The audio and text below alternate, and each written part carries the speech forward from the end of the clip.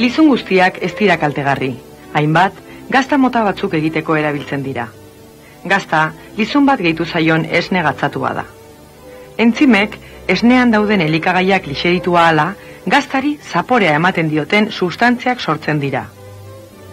Gaixotasunen kontrolerako aurkikuntza hunkigarri eta garrantzitsuenetako bat, penizilina eta beste antibiotiko batzuena izan zen.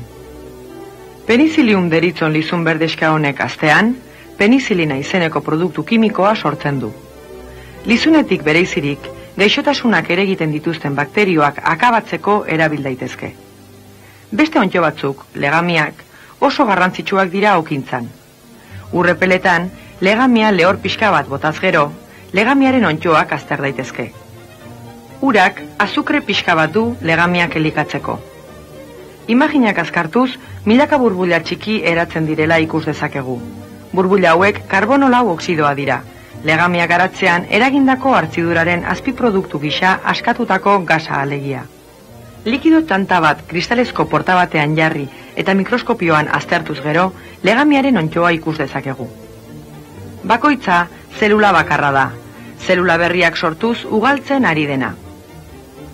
Ore honetan nahastu diren legami landareak hazten ari dira. Hazi eta arnastu ahala, karbono lau oksidoa askatzen dute. Gas honek, milaka burbularen bidez, orea igoerazi egiten du. Zuhaitz eta enbor zaharretan, zurari erasotzen dioten eta onddo mota desberdin askoren esporak sortzen dituzten egiturak daude. Pertsona batzuek, esporak sortzen dituzten gorputz hauek moztuz, ustelketa gelditu egingo dela uste dute. Baina ustelketa ez du esporen ugal gorputzak eragiten. Zuhaitz barnean milaka hifa daude. Hauek sortzen dituzten entzimek, egurra jan eta ustelketa eragiten dute. Esporangioak, maiz, zuhaitzeko hifek egurraren zatirik handiena jan eta suntxitu ondoren agertzen dira. Airean zehar eramandako onddo esporak zuhaitzaren zaurian hazten has daitezke. Zuhaitza hausten denean, zaurian gainestaldura berezi bat ipintzea komeni da. Zure ondo eraikitako etxeak ia betirako izaten dira, baina gaizki eraiki eta zaindutako egituretan onddo eta termitek milioika pesetatako kalteak eragiten dituzte. Onddoak eta hezetasuna gaizki egindako junturetan eta zirrikituetan sartzen dira. Gizakiak urtero milioika pesetatan baloratutako uztak suntsitzen dituzten beste onddo mota batzuen aurkako etengabeko borrokan dihardu. Hauetako bat ausperretxikoa sortzen duen onddoa da. Artaburuaren goialdean alerik ez dagoela ikus daiteke. Artoaren lore individualak garatu ahala, onddoek suntsitu egiten dituzte eta beren ordez milioika espora beltz dituzten zaku itxurako egitura bigunak hazten dira. Basoetako suteek urtero milioika zuhaitz suntsitzen badituzte ere, lizun mota bakar batek suak baino askoz zuhaitz gehiago onda dezake. Bai ondo onuragarriek eta bai kaltegarriek, orain arte ikusitakoa baino garrantzi handiagoa dute naturan. Landare berdeek eguzkiaren argitan, beren sustraiek zurgatutako uraren eta aireko karbono lau oksidoaren bidez, elikagaia ekoizten dute.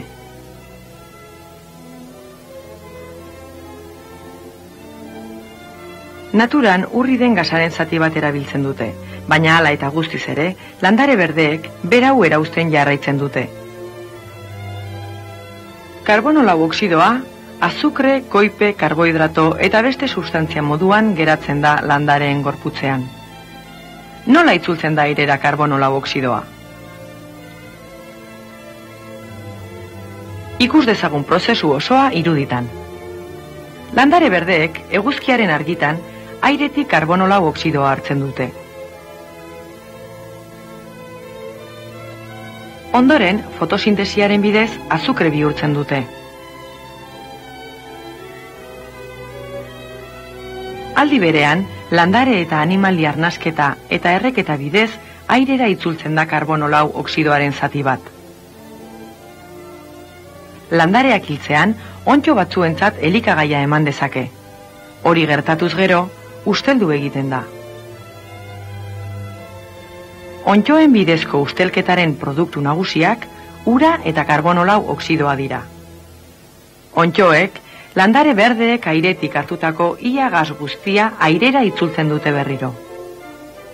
Onddoek naturan duten paperi garrantzitsuena horixe da, aireko karbono lau oxidoaren eta landare berdeetan gordetakoaren arteko oreka mantentzea.